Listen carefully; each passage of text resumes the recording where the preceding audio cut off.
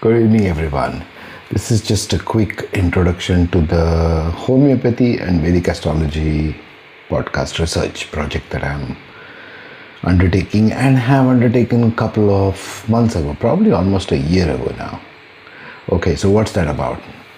So this is an invitation basically for homeopathic practitioners, proper licensed ones, to consider this bridge between studying a Vedic astrology natal chart and how it correlates or could correlate with what Dr. Samuel Hahnemann calls the chronic miasms, the Sora, the Syphilis, the Sycosis.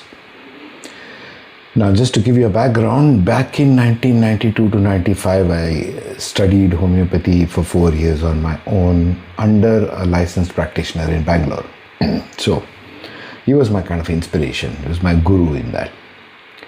And I studied all the books, every single book that he recommended, right from the Materia Medica, right from prescription of homeopathic prescribing by S.M. Gunavante, all Indian homeopathic people will know this, right down to lectures of homeopathic Materia Medica by Dr. J.T. Kent. That's one of my all-time favorites. I've forgotten how many times I read that book back to back.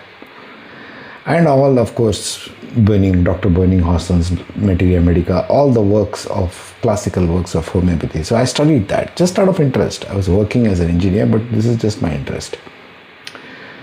And I left it at that, right? Fast forward now, past couple of 3 years or so.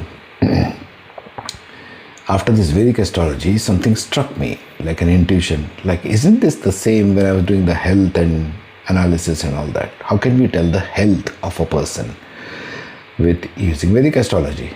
Now, there is Ayurvedic stuff also, but I got the connection to homeopathy since I had already studied somewhere at the back of my mind, isn't it?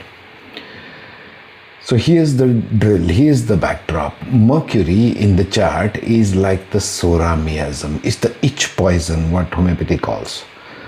And Sycosis and Syphilis are Rahu and Ketu, wherever they sit in the chart, in the natal chart. Of course, there are conjunctions. So conjunctions will play up in a different way. So I've done a set of 46 podcasts. The playlist I've already given on the LinkedIn newsletter. This is for the LinkedIn world.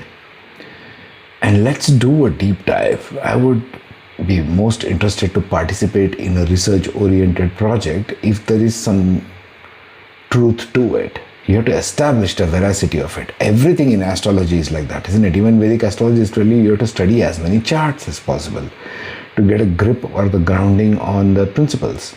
Same with this particular project also. So if you're interested, get in touch with me. We can do something together, like a forum or something.